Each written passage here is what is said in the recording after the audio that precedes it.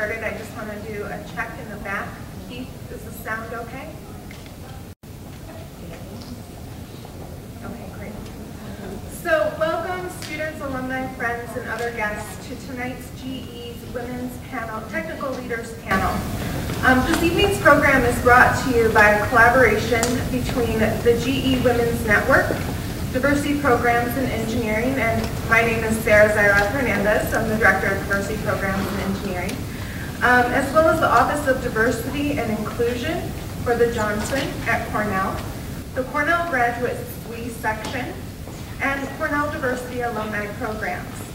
I'd like to thank each of our partnering organizations for their contributions to bringing this event to fruition.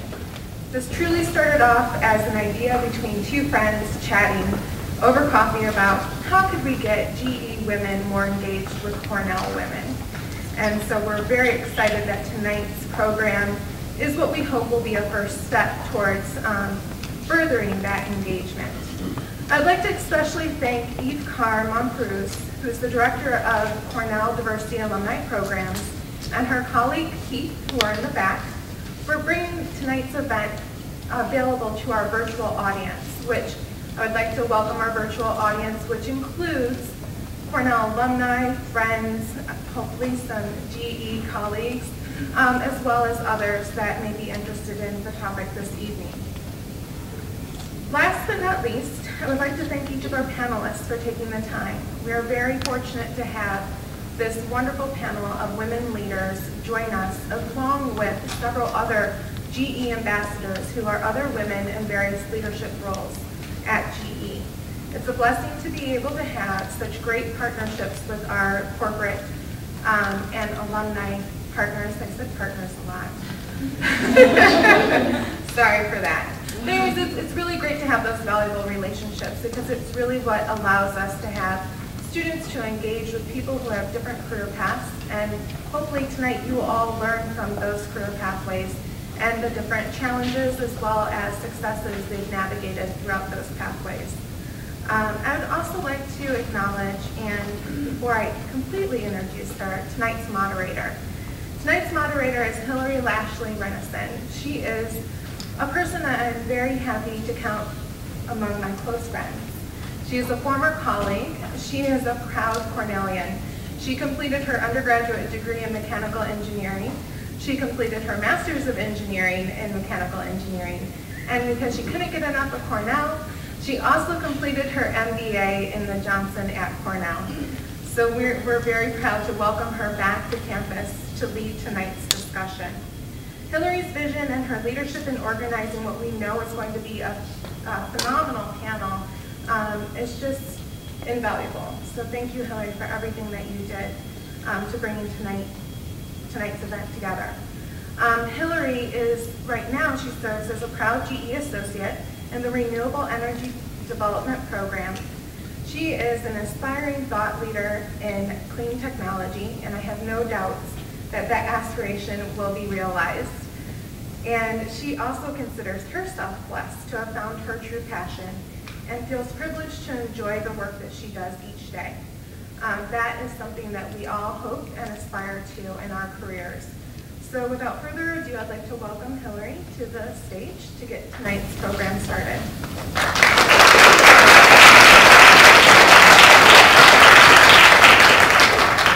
Thank you, Sarah.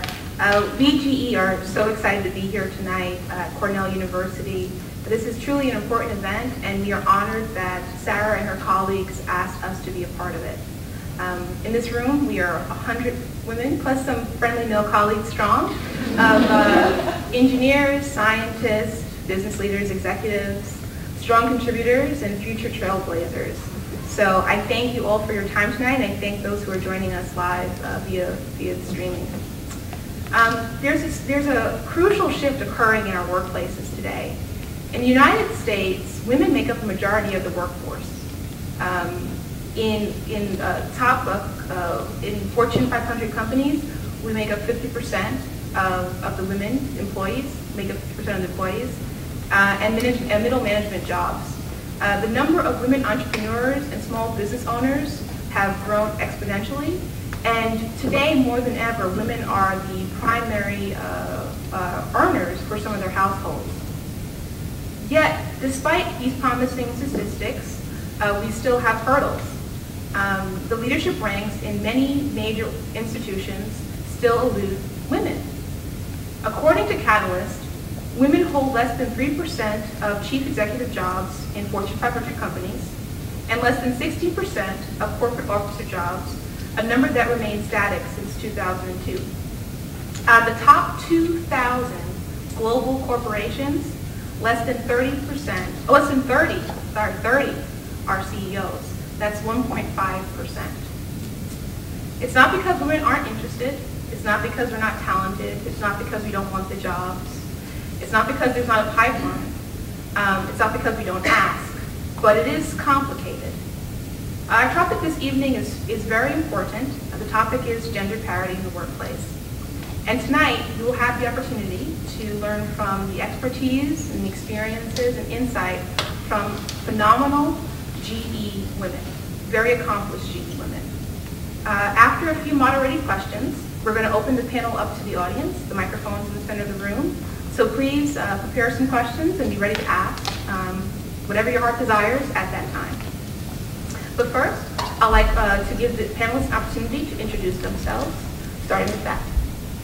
Great, thank you very much. I want to really thank Sarah for having us here and all of the Cornell faculty and staff and the students especially for coming out tonight. We really appreciate you being here and meeting with us. Hillary for moderating and my colleagues here on the panel for making the journey. So this is just a great experience for us. My name is Beth LaRose. I am my official title is Managing Director for our Power Economics team. GE likes to make up words and terms and stuff, so if you hear something we throw out here tonight, it's probably an acronym or a word that you haven't heard of. It's because we made it up. But my job is really quite interesting.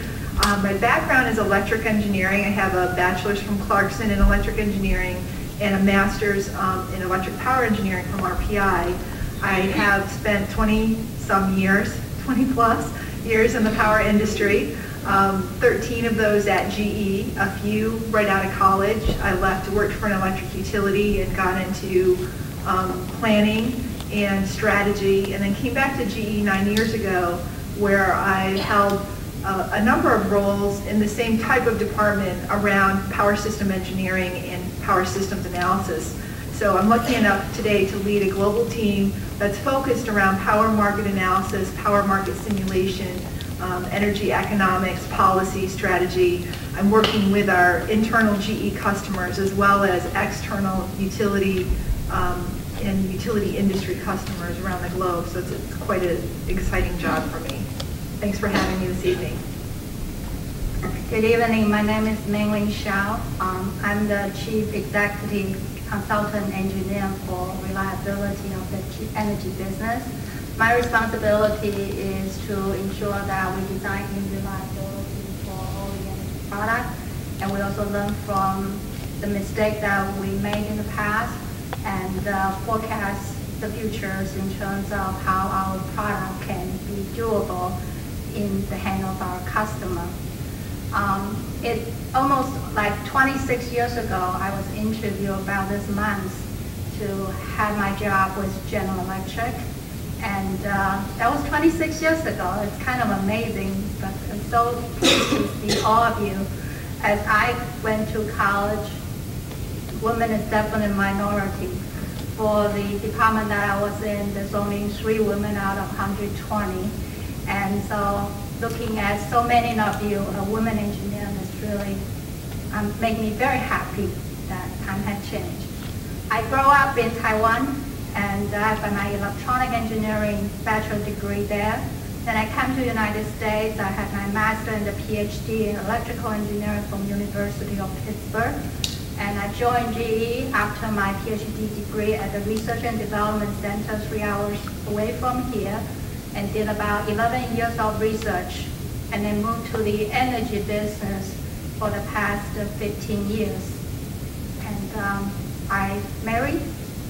My son is a junior in college, is also a mechanical engineering, and I like to share my experiences and my career with you, and open for any thought that you might have, any question that you might want to ask. My name is Erin Finehout. I did a bachelor's of chemical engineering and a PhD in chemical engineering, and my PhD was done here at Cornell. And during my work, what I was really most interested in is not just chemical engineering by itself, but how engineering really interfaces with some of the other areas, especially biology. And so now I'm working at the GE Global Research Center, and I'm a lead engineer in the life sciences and diagnostics area. I've been there for about 6.5 years. And when I first started, a lot of the work I was doing wasn't that dissimilar from what I did in graduate school. I was going to the lab, doing experiments, and about a year in, I got the opportunity to become a project leader. And I've been doing that ever since, and that's something I really love. It's really fun for me to be given this really kind of big project, design a widget that does X, and kind of break that down and figure out how to solve that problem, how to get the right people, how to get the attack plan to solve it. My name is Bouchra. I am also from the research center, as Erin is. My area of expertise is in machine learning, so I come in from a different organization than Erin. Mine is called Software Sciences and Analytics. Hopefully many of you have heard about this software initiative that GE is leading now, and we have been doing software for a long time, but really internally, and a lot of people don't know about it, so now we're really making it a big initiative in GE, and we're opening a new site in Santa Monica, California. But as someone who works in the machine learning area, I get a chance to work across all the GE businesses. And if you name it, GE is probably doing it. So it's pretty exciting for a researcher for me, especially in machine learning, to have data coming from different assets, different areas, different disciplines, from either healthcare, energy, or aviation, and find that there are a lot of similarities. And if I can find a solution to one, I can probably transport that solution and apply it into another problem. That will be very profitable to GE as well.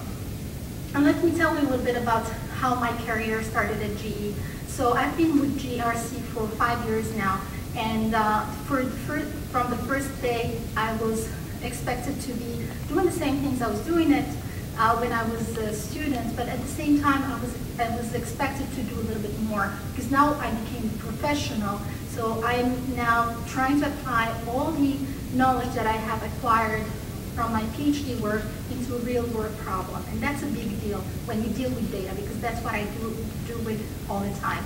So synthetic data versus real data. And then you really put the test all the knowledge, all the algorithms, the theory that I have been developing and reading about and researching about, and that's very exciting. As a researcher, I really get a chance to work on as a project leader, or I can also be an individual contributor day in and day out. And also another focus that we have in the research center is on external. So I have been leading a lot of the efforts in writing grant proposals for government agencies, which probably a lot of you think, oh, why GE is looking for money from the government to do some of the research. Well, actually, there is a lot of really cutting edge research that GE wants to do. We think a lot of partnership, and partnership, especially with government agencies, is very important, and that's going to take us to that next big thing. As far as of my background, so I'm originally from Morocco, and I got my bachelor's degree in applied mathematics and statistics, and a master's in computer science from Al University in Morocco. And then I came to the US to do a PhD in computer science, focusing machine learning and AI at RPI. And as all of us are here, we are really happy to be here. This is a great honor. And please feel free to ask us any questions that you might have about our work experience, and we'll be very happy to share it with you. Hi, my name is Jean Martin. I am working at GE Aviation in Cincinnati, Ohio. My current role is as an engineering division black belt, which has intrigued a few of you. GE has long supported the Six Sigma initiatives, looking at productivity, at reducing defects. But it's not just in the manufacturing end of things, it's also in the transactional and business end of what we do. So I'm working that on the engineering, at the engineering division level, specifically specifically right now looking at our current workforce, who we have where, who we need where, what to meet the needs of all of the work that we have coming up in the next few years. There's a lot going on in aviation right now. My background started here at Cornell. I have a degree in what was electrical engineering, but would now be ECE. I started work in an aviation industry at Pratt & Whitney for a couple of years, doing an instrumentation type job. My husband and I started a family then, and I stayed home. I stayed home with the family. I have 3 children, and I went back into the workplace about 10 years later. I started out in an IT role in schools, started running the whole computer network, went into a software role after that at a company making DNA thermocyclers. Then we moved from the Boston area down to Cincinnati, and I started at GE 5 years ago. I went into a software role in the controls area of GE Aviation. I was put in 6 months as the lead software engineer for the GE&X 2B beta. The GE&X is one of our newest engines. It just entered service last fall, which is very exciting. And then I transitioned into this black belt role. So I found that all of the things that I learned at Cornell really enabled me to leap back into the workforce when I was ready to. It was all about making the connections, doing the problem solving, and not really missing out on a whole lot in the intervening years. So I found a lot of power in that. Okay, so I'm going to start with the first question, and Jean, if you can kick us off. My first question to the group, the panel, is, as a technical professional, what prevailing skill set do you utilize or have you utilized to build your career and navigate your career? I think that the skill set I use the most is the problem solving that I alluded to. It's not so much knowing how to solve a particular equation or recall something that I learned in the class. It's knowing where to go for the information. It's making the connections with the right people. It's very collaborative. So all of the projects that you work on, working with a team, it's going to be a big deal in enabling you going off in the future, I think. From my end, I found it that being persistent and being open to suggestions and keep learning, because it's not, the learning doesn't stop at your PhD or your degree. It's continuously, and that's very important. That's very crucial. If you have an open mind and you're open to others' suggestions and you keep learning, that keeps you going, and that's what really works for me. I know I was telling some of you when we were talking outside, I think that communication is an amazingly important skill. If you have the best idea ever, but you can't convince anyone that it's a good idea, it's the same as if you had no idea at all, because no one's going to do anything with it. And along the same line, learning how to talk to different types of people. If I'm sitting here talking to another PhD chemical engineer, I'll use one kind of language, whereas if I'm talking to someone in the business and I'm trying to explain the financial benefit maybe of going a certain direction, I'm going to use a different way of talking. I may not, talk about some of the real technical details. I'll kind of zoom out and look at things in the bigger picture. Being able to talk to different groups of people very effectively is very important. And I'm encouraging some of you, any opportunity you have to give a presentation in undergrad or grad school, go for it, especially if it's one where you'll get some feedback from people on how well you did at communicating ideas. I would say in my case will be the ability to learn and the capacity to learn a lot more and deeper. And it's the passion of a continual learning. And just think about it, when I went to college 30-some years ago, that was 4 years. I got my bachelor, and today it's still 4 years. But technology has changed the past 30-some years.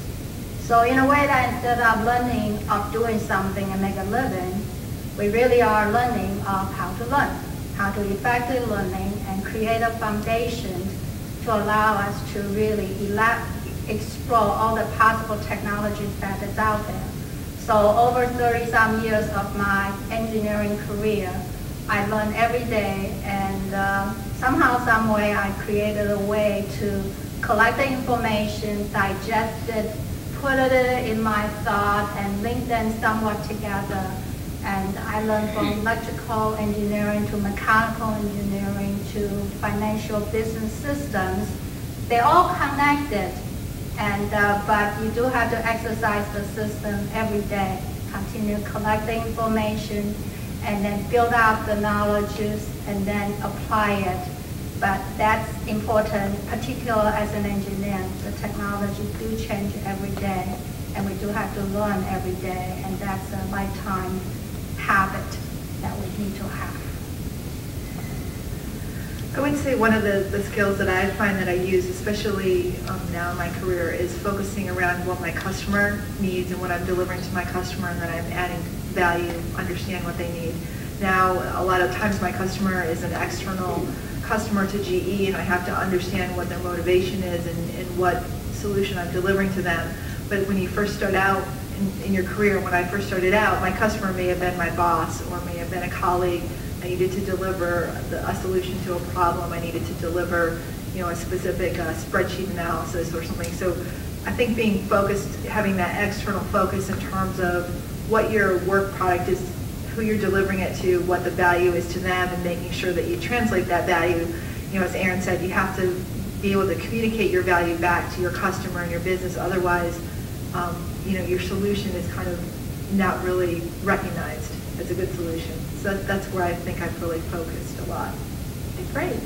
So my second question is posed to Meng-Ling, Bouchra, and Jean, and it's around the idea of the opt-out revolution, that women today struggle between balancing work and non-work commitments, and that several educated women are leaving the workforce, and that's why we don't see so many at the top. So my question to the ladies, the panelists, is can we have it all, or is the opt-out revolution a true phenomenon? All right. Can we have it all? Let's start with for what? And is it for people around you or it's for yourself? And that answer has to be for yourself. And also, you're the one defining what does all mean.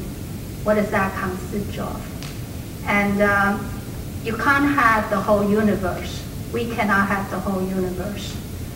But we get to define what is the definition of all. And then it does have to have a stretch to satisfy our desire, but at the same time has to be realistic. Now, if we set the all definition right, and you then will be able to really feel exciting every day, satisfied at the end of the day, no matter how exhausted you are. And the all do change over time. When you were young, the all could be different than when you have a baby, when you have a college kid, or you empty nested. But hopefully, as you evolve your all through time, by the time you sign up your journey, you have the big all that you're so happy about. I think you presented something that is very philosophical and very, very nice. And I just would like to add to that. I think it's very perfect. It's very important to understand the all that you want, because every one of you, every one of us is a different all that is right for you, and it's not right for someone else. But I would say that no matter what you think that the all is, that is right for you, the important is to have a support system. So for instance, for me, like when I was a student and I was going through my PhD, the important for me, the all, I had really focused on my studies. So I had a support system. I had a loving family. I got married, but my husband was really, really supportive of me finishing my PhD. And then getting a good job where I can bloom and I can really become myself, like technically recognized in my area. So once I got that established, then I started moving as, my all started changing. I had the baby. And then now my focus is a little bit different. Still my career is very important, but I have now someone that I care about, that I really need to take into consideration in my equation for this all. and it's really becomes kind of like an optimization problem. And you know, when you optimize things cannot be all the time optimized. So some has to give in for some to be optimized. So and I will again reinforce that having a support system is very important. So for instance, tonight, if my husband was not willingly going to take care of our daughter, or having someone to take care of our daughter, it would have been very difficult for me to come here. But I really emphasize that support system and what works for you. And you have to choose your battles and what are the things that you're going to optimize. And there is not a global optima that will satisfy all the time. So it's evolving also.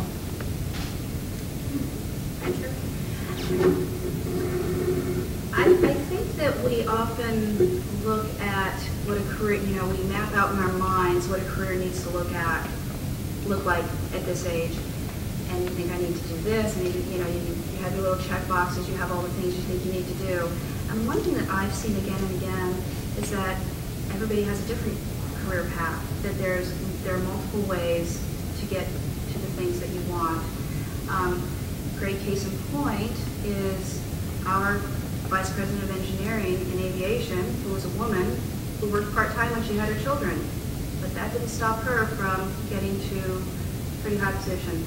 So there's a lot of flexibility. There's a lot more out there than you realize. I know people who have said, I am having a family now. I can't take another on more responsibility at this point, and I need a few years, and that's been respected. And once they were ready again, they took off. So don't think that just because you don't say yes to each opportunity, it means you're done, or that you have to follow a certain set way to get where you want to be, because I've seen everything, and I think that the more variation we see coming in, the more there's going to be. Okay. So I'm going to ask the panelists by a show of hands. Can you just raise your hand if you think, or in your perception, you've ever experienced gender-specific challenges in your career?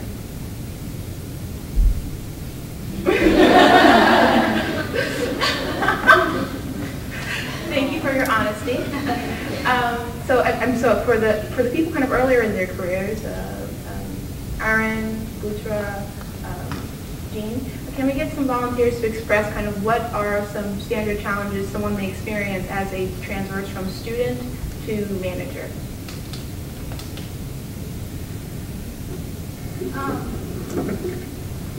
I would say one thing, if you haven't noticed, there are less women in some technical fields than others.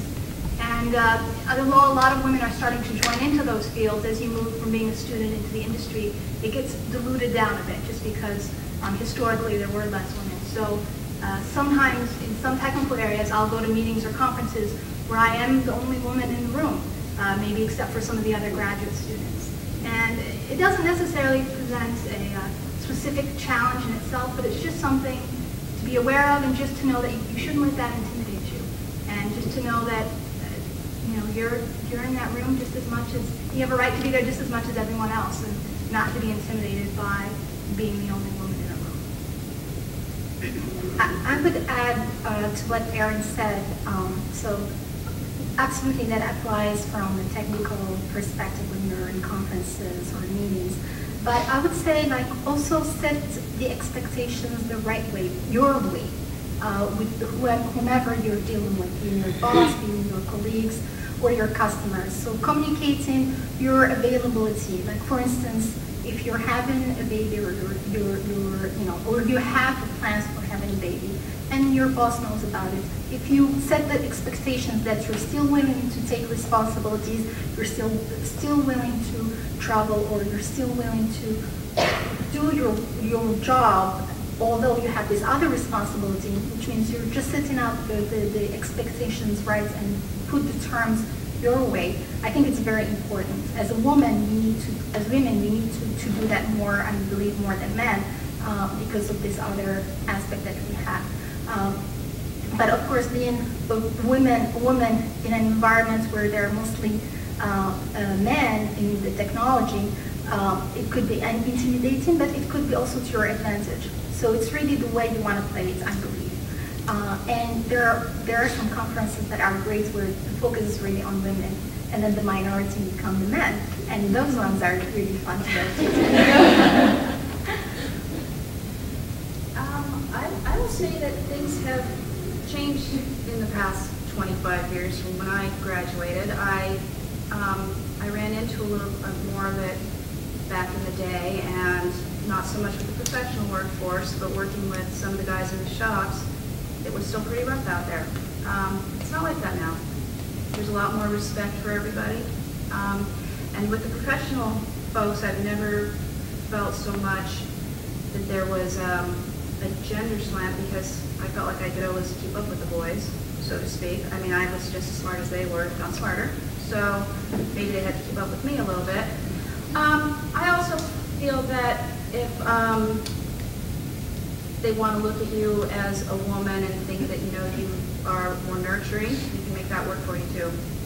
That if that's who you are, that fits in the workplace as well, because it works with the communication, with the way that you listen, with the way that you respect them, and then it comes back around on you as well. I don't see it as disadvantages at all, but you know, you will find yourself being the only woman in the room, and you know, you speak up because you have something to say. You don't defer, and I'm sure you're all used to that at this point anyhow. And I had an occasion last year where our program leader was in the room, and there were 4 women engineers in there, and one other guy on the phone, and he was the only one in there. And I said, "So Andy, when's the last time you were the only male in the room at a meeting at GE?" And he looked around and was like, "Oh man." So it comes around every now and then too. Great. So for Meng-Ling and Beth, can you share with us your philosophy as leaders, effective leaders within the organization, on how to promote an inclusive workforce or work environment for your team? Okay, I'll go first. Yeah, this is a really great question. I think that you know, some of the things that we actually had a chance to talk a little bit to on our way up here, and some of the things that I'll kind of sum up that we did talk about as a team too and brought up is we are passing along inclusiveness at GE. We have what we call the GE growth traits. And inclusive, in fact, is one of the growth traits, and we're actually measured, that's one of our metrics. When we get to the end of the year and have our performance review, we get rated on how inclusive we are. And among other growth traits like expertise and also external focus and things like that. So on inclusiveness, you know, I think that things like having gender diversity training or diversity training period is being done a lot more in our businesses, where as especially early managers in their career and mid-managers are being just made aware of some of the benefits of having a diverse team. Our higher leaders are actually measured also on diversity. So when we get to the end of the year, we're doing a process right now we call Session C, where we're actually looking at all of our talent and understanding how do we make sure we have the right talent in the right places. And as part of that, one of the discussions is around diversity and how do we make sure we are leveraging the diversity on our teams, and where we don't have a very diverse team, how can we bring more diversity into it? So that's part of the discussion in terms of you know, being an inclusive workforce. The other kind of big thing I see from some things that I've personally brought in with my team is focusing, and you know, I think Jean said this best too, is like we're all professionals and we're all doing the same kinds of work and the same kinds of process. So I think setting good examples and the expectation that you're not expecting individuals on your team to do something different or something that you wouldn't do yourself. So I think also that leading by example and setting expectations around inclusiveness and around you know, reaching out to a wider group of people and touching a lot of different aspects of folks in the business is a good thing to do too. So I'd say those are a few things that I think are very practical to, you know, continue to grow a really inclusive workforce. First of all, when you walk into a room, it's hard to hide that. Your character, your visual character. I'm an Asian and I'm a woman. And if it's a room full of men, we do stand up. And is that awkward? Maybe that you yourself feel uncomfortable. But let me tell you, it's also as awkward on their side as well. And I have always wondered when we talk about how to really make the inclusiveness, the diversity, and we talk about training, and we try to kind of teach the women how to feel comfortable in a man-dominated world. Frankly, I think the other side does also need a lot of help. Just think about it.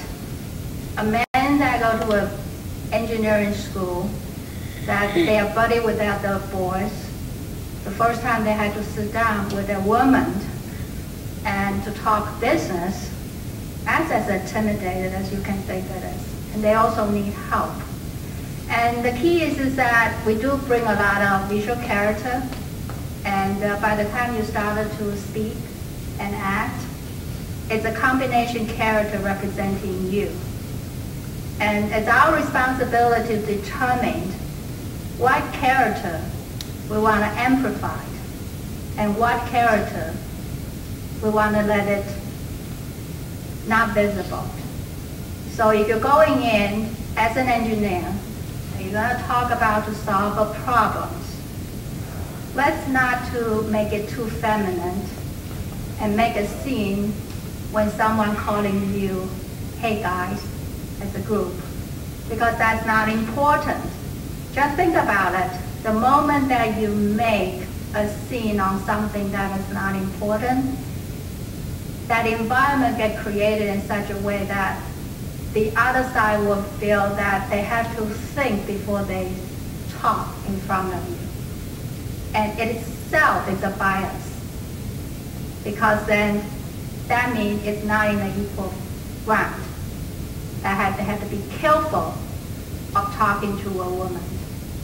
So it's our job to really help the other side feel comfortable and treating us equal the character that we need to have in that specific situation.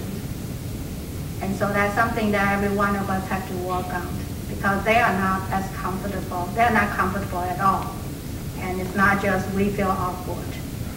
It's a bi-directional situation.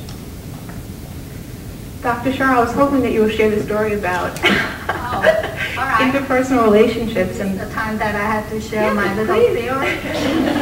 Okay. I was talking to my girlfriends on the bus up here. I have a little theory that I share with a lot of young women as I coach them through my career. They are a finite combination of man and the woman relationship. Mother and son, father and the daughter, husband and wife, girlfriend, boyfriend, and brother and sister. And when you are working in the environment, sometimes you do find a father figure. They treat you like a daughter, they support you and mentor you and grow you. But most of your peer group, take my advice, take that relationship called brother and sister. Now why is that? Cannot be husband and wife, because over time you take the other side for granted. And it cannot be boyfriend and girlfriend, because you ask, be treated differently. And that's not a good, healthy, professional relationship. But brother, sister, yes. You fight for the attention of your parents, and you fight with each other, and sometimes you beat up each other. But as a sister, before they punch that last strong punch, they do recognize you are a woman. So that's actually to our advantage. Okay? But then as a family called in the same team, when something do matter to the family, we help each other. And so just think about that. If you have brother and a sister, that's great. So when you come to the workplace, treat your colleague like the brother and the sister. And if you are a single child of the family, and watch more TV about those families, you will learn what that brother-sister relationship is. But it's very important, and it's just human being. And I think with that, it helps to resolve a lot of mystery. Thank you, Dr. And Hsiao. I do say one thing, I said never be a mystery. Thank you, Dr. Hsiao. So my next question is to Jean, Erin, and Meng-Ling. And it's regarding, we are different as women, and at times there may be challenges that we face as women in an organization. In your career, have there been any individual strategies or organizational structures that you utilize to overcome challenges you may have faced?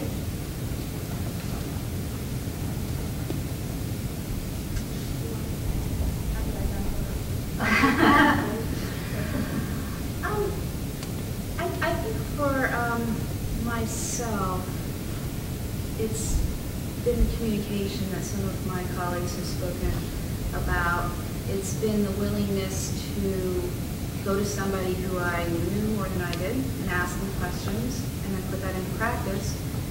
And I almost always found that eventually they come and start asking me questions because now I knew something that they needed some information on. It became a real nice speaker today. So it wasn't feeling like I couldn't go to somebody else for help, or they're going to think that I don't know what I'm doing. Get that out of your head that you should know everything as soon as you walk in the door, because that's never the case for anybody. Go search out those folks who have been around for a while, who have some of the expertise that you need, and you'll build your own expertise, and then they'll come looking to you. And that's pretty much, and I agree with the brother-sister. I'm the oldest sister in my own family, so I kind of think I treat everybody like that anyway, so I get the boss all around a little bit. One nice thing at GE, we do have a diversity training that we make all the new employees take. And I always thought that was really nice because it kind of made everyone aware of kind of what Dr. Hsiao was saying. What kinds of things can make other people feel uncomfortable? It's not just as a woman that you might feel uncomfortable in some situations, but other aspects of diversity. But one thing that I have found kind of helpful too is that there's some literature out there on, men and women have different body language sometimes.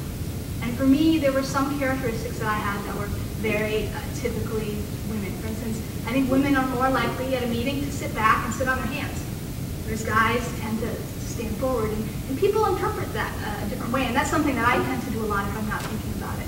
And so for me, I try to become more aware of some of my body language that might be interpreted by some of my coworkers in a way that I didn't really mean for it to be interpreted. I have two things. One is that my husband used to work with me very closely on projects. So often it's a torture at the dinner table that he will tell me all the things that I did wrong, like I was too hard on someone or I was too soft on other things. Seriously, in today that we do have a GE Women Network Connect activity. What it does is that we have about a dozen women put a little, like a working group, a bonding group each other, and we met once a month with some activity like career development discussions, or just go out, have a nice lunch, or do a cookie exchange before Christmas. But those are just a fun activity that we work on. But then the bonding is important, that it allows us to really share our experiences, and also helping the other one to overcome a difficult situation the one will have to deal with. And I was championing a group last year. It's the new mother groups who have just either have a baby or they're about to have their first baby. And it's important to really just bouncing around. How do you tell your boss that your due date is coming? And things like that. I mean, it sounds trivial, but it's a necessary discussion that we to have. And there's a different women offer a different approach of dealing with certain situation, and that support group help. And so it's a one mechanism in GE, particular GE Women Network has, is that we do have those opportunities that allow the women to really help each other through those needed critical moments. Okay. And my last question is to Beth and Bouchra, and it's, in your opinion, does GE promote an inclusive work environment? And if so, how?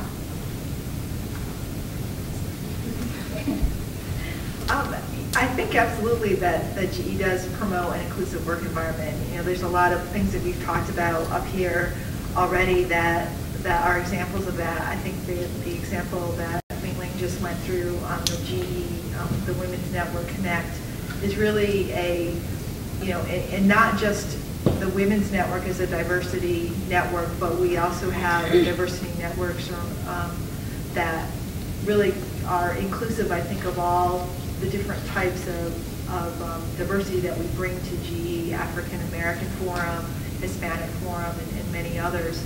And so having those networks where you can connect with people that are similar to you and have similar challenges in terms of their career and of their balancing their work and the rest of their life, I think that that's really one big way that we promote inclusiveness.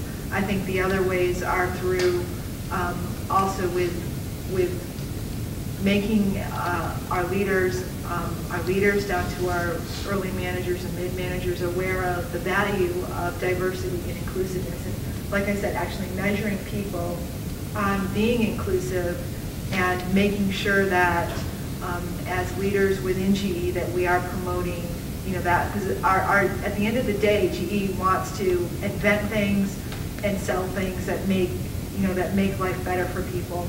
So we want to make sure we have the very best ideas on the table. We want to make sure that we have the very best and brightest minds in the world working on solving the problems for our customers, so that we can really create a viable company that delivers to our customers and our shareholders a big value at the end of the day. So I think that everything that we're doing around inclusiveness is geared towards creating that workforce to be able to deliver the best solution to our customers. Okay. And Bouchra?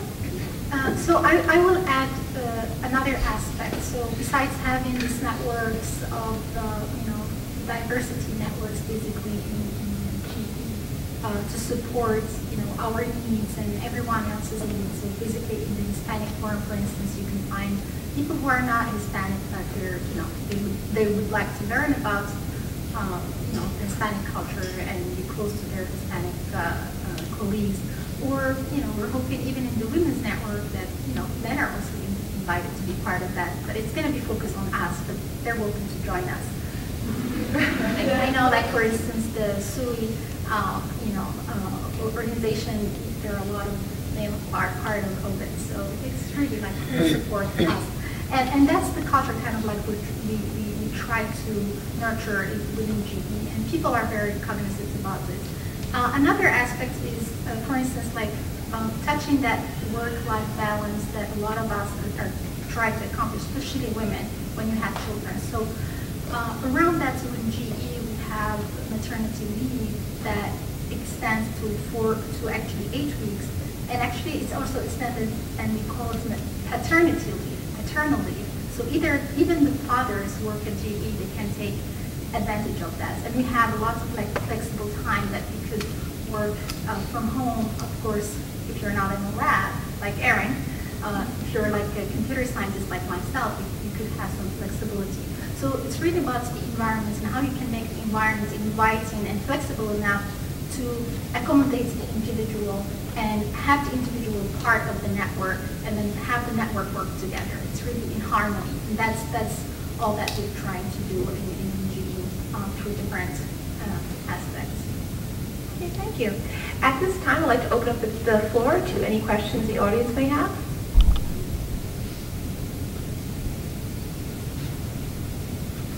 Try to speak really loudly. We're live streaming, so it's best that you use the mic. Thank you so much.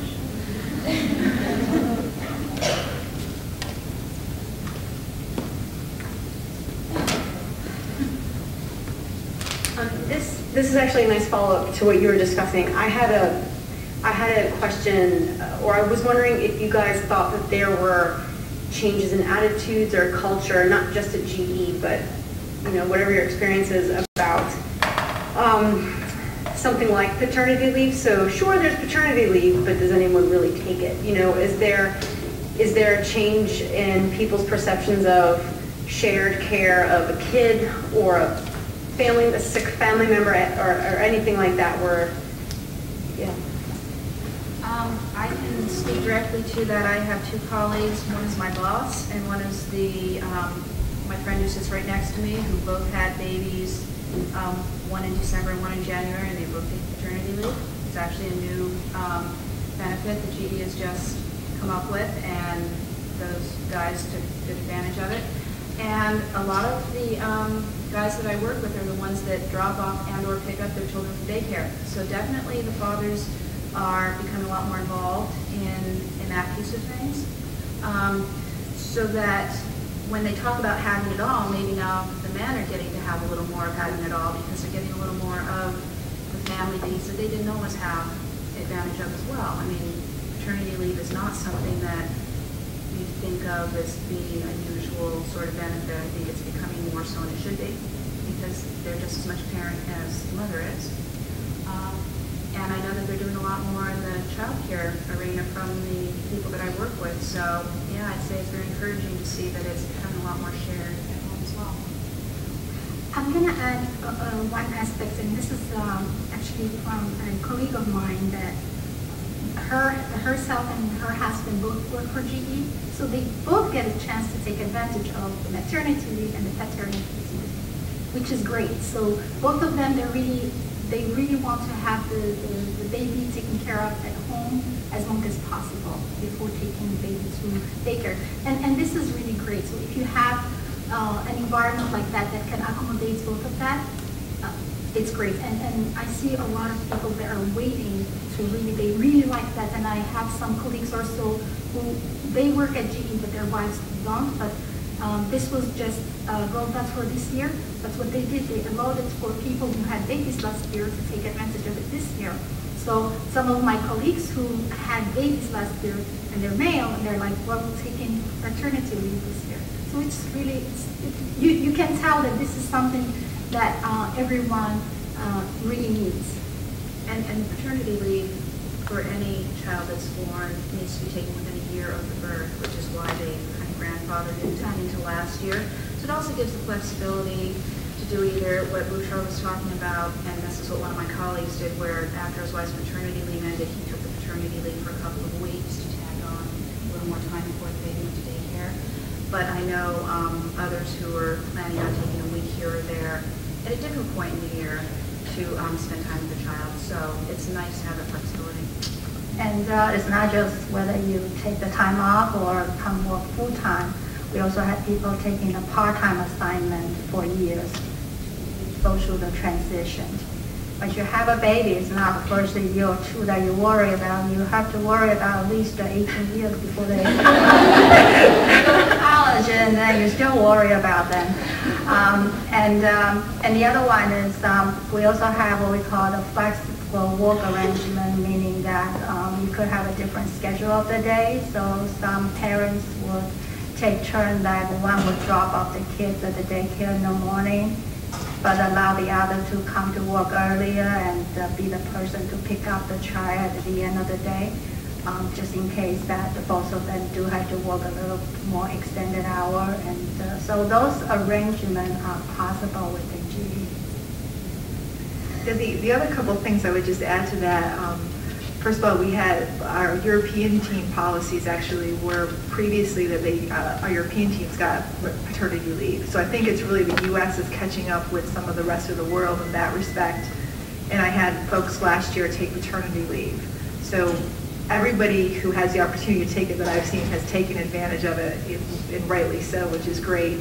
The other kinds of things, with the flexible work arrangements, but also when I'm seeing a lot of with folks on the teams that I work with, and also with a lot of the other teams and leaders that I work with, is that you have a lot more senior leaders that are men who will leave meetings and will leave for commitments with their family.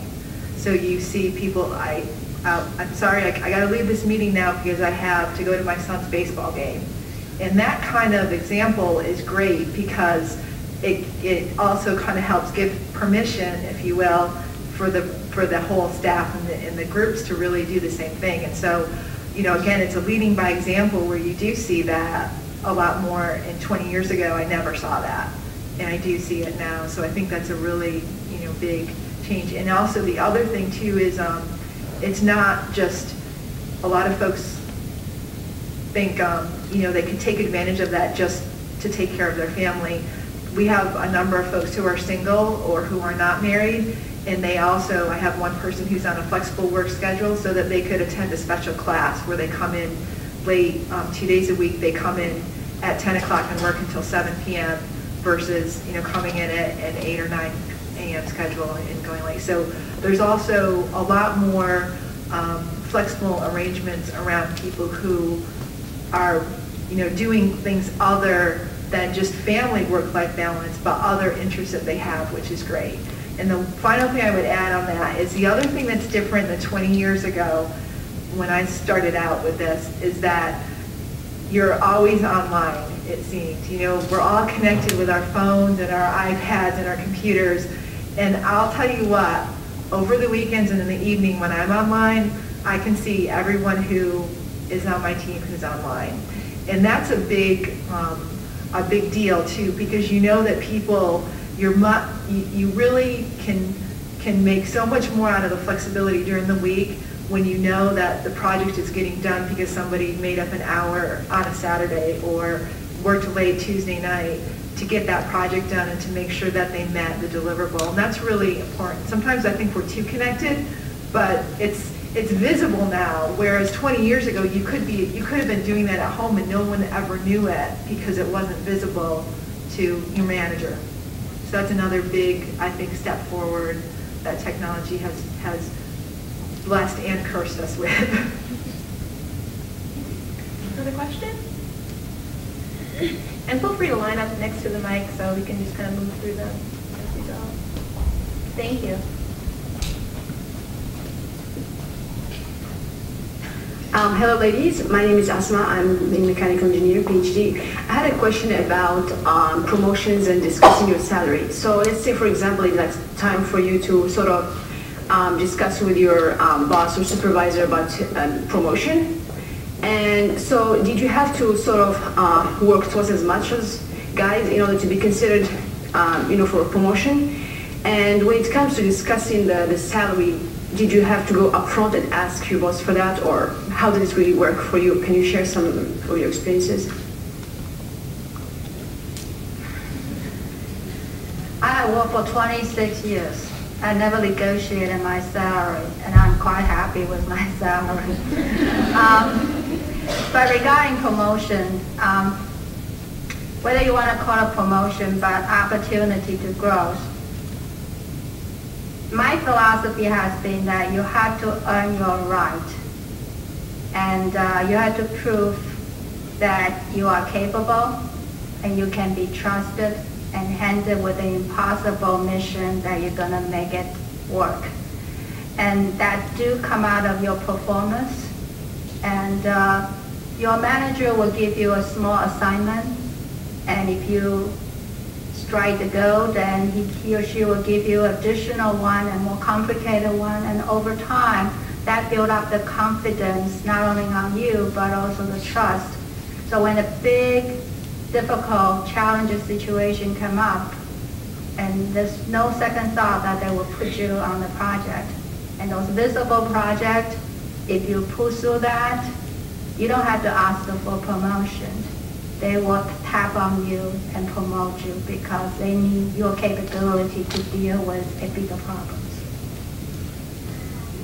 I'll add one note that at GE, one thing that's nice is at the end of every year, every employee at GE fills out the same form. It's called EMS, and I don't know what that stands for actually, but you were Employee management system. Employee management system. But you fill out what you've done and you know what your accomplishments are, and your manager actually looks at that and writes comments on that. And because everybody is filling out the same form and getting the same feedback from your manager, I think some of the worries that you have about potential bias, and this actually gets checked by the manager of your manager, and so it helps to really even out in the field, and it's very clear to your manager what you've accomplished. And there's a section on there where you write what your goals are, and if you really want to be promoted to the next level, I mean, there's a chance for you to, you know, formalize that in writing, like, wow, I really am interested in being promoted to the next level, and here's my plan.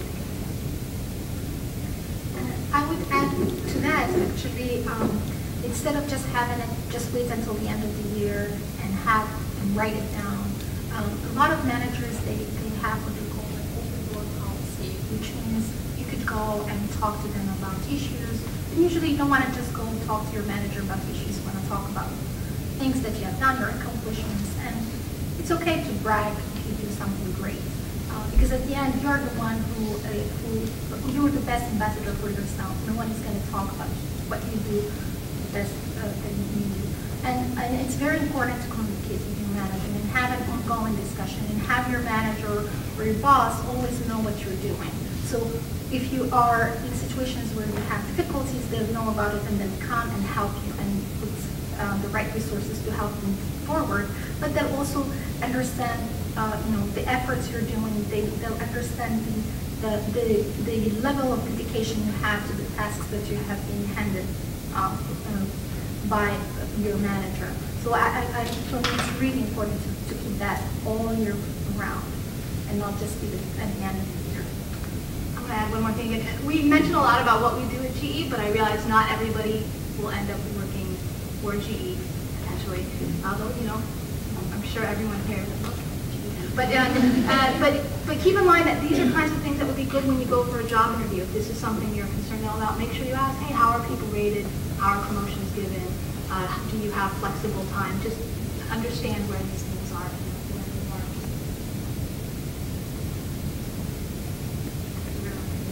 Any other questions? Just to follow up on that question, I wanted to bring up if someone could share a specific story or a specific example of a choice you made that helped you move forward your career and into a leadership position over just being a technical expert or moving into the leadership position. Okay. Well,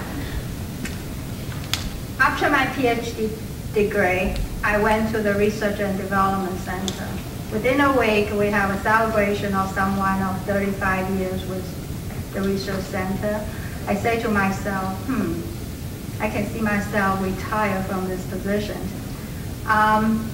And 11 years into it, I've done a lot of projects, and I did make a career decision from a research scientist to a product department in the energy. That is very different from be upfront and discover new technologies and able to demonstrate proof of concept to a position that I will be responsible to make decisions with the limited data and have to live with that decision for the life of the product, which is our typical life is about 30 years of our product life, and be responsible for volume of product that is out there. It is a difficult decision. But then nobody can make that decision for you but yourself. The question is going to be, how do you evaluate that decision? You have to ask yourself, are you capable of doing that new type of job? Are you going to be able to learn something? And do you want to do that type of job? Do you allow to get the opportunity to do the job? You got to have them all that to really put you through that new transition.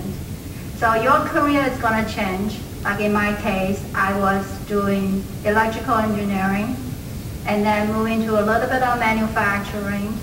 And the past 15 years, I've been doing turbine design-related mechanical engineering type of stuff.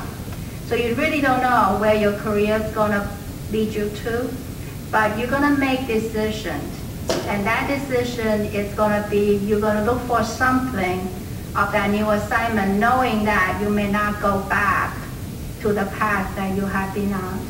But you know what you're getting, you know what you'll be losing, and as long as you get what you wanted, there's no regret. But as a decision, you never know if you decide not to take the path, what your life is going to look like. You can only look for the reason why you take the new assignment and you get what you wanted. I would also say that networking is very powerful. When I was looking for the role that I'm in today, I started looking within our career opportunity system and just looking at the jobs that were coming up and being posted. And it's not the best at describing exactly what a job is, so I started picking up the phone. I just started calling up whoever had said that they were hiring, and I'd ask them about the job, and sometimes I thought to myself, okay, no way. And a couple times it looked good, so I applied to those. And that's how I got the role that I'm in now, is I actually knew the person who was hiring for the job, and I sent him an email and I said, I hear that you're looking for this and I'm interested. He said, let's have lunch next week, and that's just how it happened. So it's about not being afraid to find out more information, extending who you know. In my current role, I moved out of one department into the engineering operations area where I'm touching all of the various departments in engineering, so I know a lot more people now. And the black belt role is a 18 to 24 month program, so it's expected that I go off and do something else after this. So at this point, I'm making a lot more connections, so I'll be able to do a little picking and choosing. I've already had somebody say, if you want to come work for me, give me a call. So you'll start to see that some of those things open up as well. But keep meeting people, go to these events, network, and keep in touch and ask what people are up to, because you might find that it's something that you didn't realize was going on and that you're really interested in doing.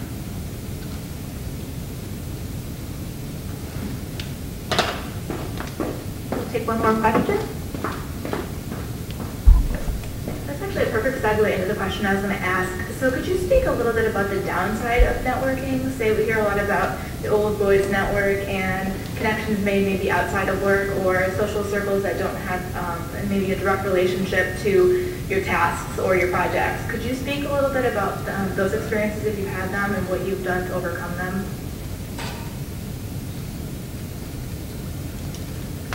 I'm going to take this one. I think networks in general, they could be, they could go either way, like technology. Technology could be for the greater good, or it could be for the greater bad, right? So I think it's really how you leverage your network. So I don't think necessarily that there is a bad network. It's really how you use it and how you choose, you choose also the networks that you want to be associated with. Because don't forget, if you're in a network, people nowadays, there's the traditional network, but there's social networks. And a lot of people are getting into the social networks aspects. And it's a great way to meet people. It's a great way to know about opportunities, but also it's a bad way to let people know bad things that you have. So I would say if you want to take advantage of a network, make sure that you bring, and you are always professional in them, and you always bring the best that you have in you, and never put things that you will regret afterwards. So, and especially, I would say that especially for social networks. So you think that the recruiting process, and this is, I'm not talking about GE only, but across the board, companies now are looking at social networks like LinkedIn or Facebook accounts, because that's for them, that's a way of reaching out to the crowd and really bring in the great talent. So use those networks to your advantage. That's my point. Is your question though also around how do you overcome some of these other networks? Yeah, I think from being in a traditional, kind of male-dominated business, I've definitely seen throughout my career that there's a lot of strong relationships that are formed, and sometimes women are excluded from those opportunities. So one of the things that we've, as the women's network at GE, what we're trying to do is make people aware of that, because I think, first of all, I think sometimes that's done unconsciously. People don't consciously exclude people. It's just they're comfortable with people that are like them. So sometimes people are excluded. So the Women's Network and other diversity groups at GE are an effort to make people more aware of the fact that that may be happening, and there's other ways to get to know people through an organized work network. The other ways that a company like GE, and I know that lots of other big companies do this too, is through their leadership courses or training courses. You get put in with a lot of different people from different backgrounds in different parts of the business. And as you go through the leadership courses at GE, they get kind of smaller and tighter, and you start all of a sudden knowing the same people out of this group. And so you do form a network of leaders, say, that are cross-business, are diverse, are different, but that is strengthened throughout the GE leadership program. So they give a chance for these other connections to be formed that are outside of these more traditional networks. And then I would say the other pieces that are especially important for women, that we're seeing is more important for women, I think, than maybe we thought in the past, is the idea of sponsorship versus just mentorship or exposure. You really need to get up into kind of the higher leadership roles, the business leadership roles. You need a sponsor, and what I mean by a sponsor is someone in your business who stakes their reputation on the job you're going to do. So they basically step out and say, hey, Beth LaRose is the greatest thing in the world, and if you hire her, I know she's going to do a wonderful job, and I'm putting my reputation on the line. And what happens is, for bigger leadership positions at GE, and I'm sure and I know this happens with other companies too, it's difficult to get a sponsor because you don't want to stake your reputation on someone you don't know. So it's a matter of making your network a little bit wider. It's making your network a little bit deeper and more targeted as you start to think about kind of bigger leadership roles. Who do I really need to know, and how do I get to know them? And I know that there was a couple of folks here from HR.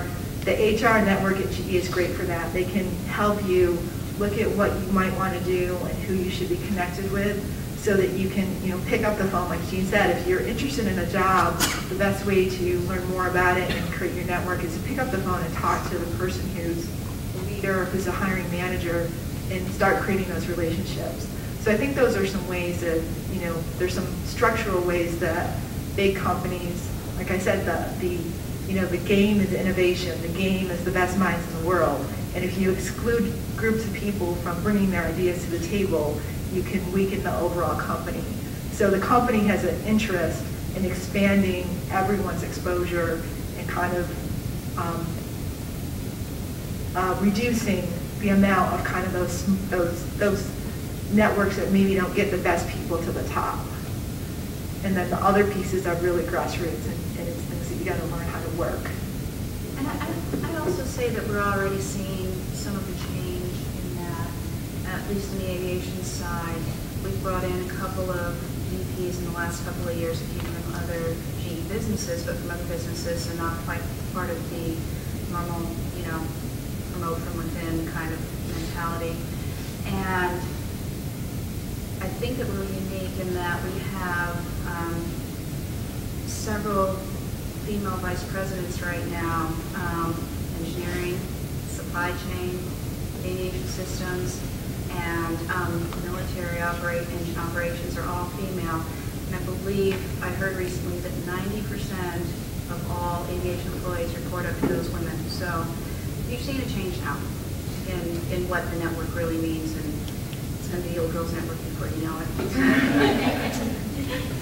We have one virtual question. Yes. So from one of our online guests, the question is, do opting in for flexible work arrangements impact the pace of career growth at GE? I'll try to answer that as a manager and also as a person, I think, who has kind of gone through their career, and I think the question about, like, what does the all mean to you? Flexible work arrangements to me, give you the ability to have a recognized kind of schedule that to me signals you need time to think about or to take care of other business in your life. And like I said, it could be taking a class, it could be taking care of a family, and that is now a priority. with you. Your performance, however, is tied back to, and I like the way we do it at GE, your goals and objectives. You set a goal, I'm going to sell $500,000 worth of stuff, or I'm going to learn how to do this year. And at the end of the year, you get measured on your goals and objectives, and also your growth traits. How inclusive am I? How did I grow my expertise during the year? And so at the end of the year, your rating and the reflection of your performance is how you met those goals and objectives, not the fact that you put a little bit different priority on a different area of your life at that time by taking a flexible work arrangement. So I think in terms of your performance rating and your ability to move into different, to be promoted and to move into different professional bands and to move into different career paths in GE, I don't think that impacts you super strongly. Where it does impact you is the ability, and the willingness to take on maybe other bigger challenges and bigger roles, like Meng-Ling talked about. If you know you have to do a project that's 80 hours a week and you turn it down, then yeah, that may actually slow you down a little bit, because you're not the person who now has, I did the super duper project as your winning goal for the year. Someone else does, and they're going to maybe get that promotion or that movement a little faster than you. But this is something that you have to, you have to decide in your life. What am I going to do? What's important to me now? What do I want to do about, putting the priority on certain things, and where can I catch up later? Because guess what? You can catch up. As one of my favorite phrases in a movie is, life's a do-over. You get to catch up, you get to change paths, you get to do different things in your life. So if you want to be a vice president at GE at the end of, at 15 years or 20 years in your career, and you want to take a flexible work arrangement for the first 5 years, yeah, I think you can do it. So it's something, though, that you have to understand that the timing may be different, and you may get a little bit different assignments, but you can get to those goals. Okay, so I think we're going to conclude with the Q&A session. I want to take a moment to really thank our panelists and our GE ambassadors who've come and share their time with us to answer questions that we may have. Women face a number of challenges that our male colleagues may never encounter. And it's not often going to be blatant discrimination, but rather in today's time, it's going to be subtle things that may seem gender neutral that could potentially have an impact, differential impact on male and female careers. Research indicates that today women do not opt out because of family constraints or dual incomes or a number of children, but rather the same reason why their male counterparts opt out. Lack of career opportunities, job dissatisfaction, and low organizational commitment. When opportunities for career advancement are not available and are poor, managers leave despite gender. A series of studies also show that companies or corporations that have a higher percentage of females in leadership roles do better. They return more to their shareholders, and they outperform their competitors. Women have a great potential to contribute to our organizations if we're given the opportunity. What is critical for women to recognize subtle biases that may exist as they compete for demanding and high visibility roles within their organizations. Corporations are a byproduct of our society, and until we have gender parity in every home around the globe, there will continue to exist gender discrepancies and biases within the workplace.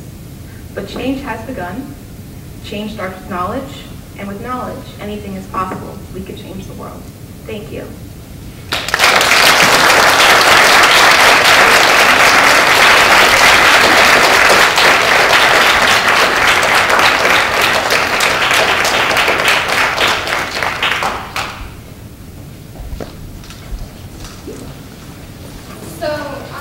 Our guests from GE will need to leave not too long from now because they are heading back towards the capital region. But I invite you to come up and ask individual one-to-one questions if you have any. Thank you.